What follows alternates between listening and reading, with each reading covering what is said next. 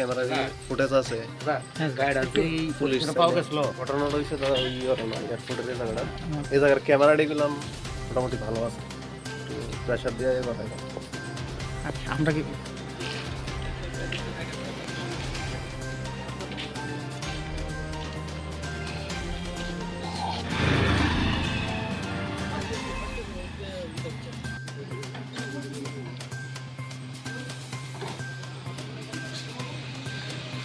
ঘটনাটা কোথাওটা আমরা ওই নেটে দেখতাম মালিতে বাড়ি বানাবো, তো আমরা যাওয়ার সময় যে এয়ারপোর্ট পুরান যে থানাটা পুরান যে এয়ারপোর্টটা, তো এখানে কয়জন 3-4 লোক আসে, আমরা গাড়িটা আটক করছে।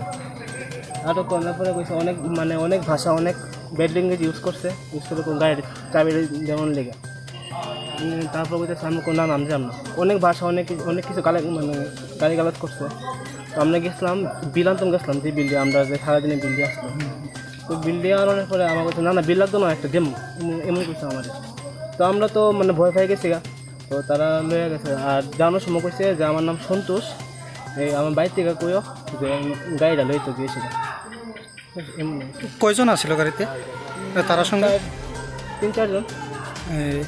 তো পরবর্তী সময় আপনারা গাড়িটা কোন জায়গায় পান?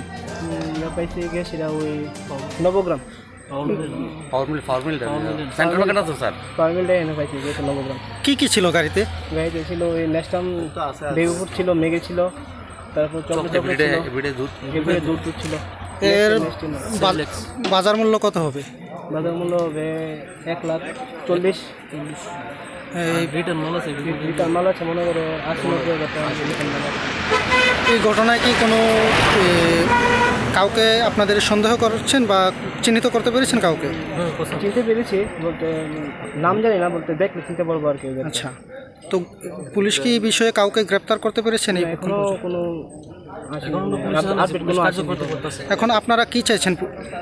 সঠিক তদন্ত বিচার না হলে তো কিছু বলা যাবে না। আর আমাদের স্যার এটা কয়টা নাগাদ ঘটনাটা? 5:10 আমাদের এটা বেবি, এবং গাড়িটা কটা নাগাদ পরে আপনারা উদ্ধার পান? 7:30 পুলিশ গিয়েছে উদ্ধার করছে, পুলিশ গিয়ে উদ্ধার করেছিল এটা।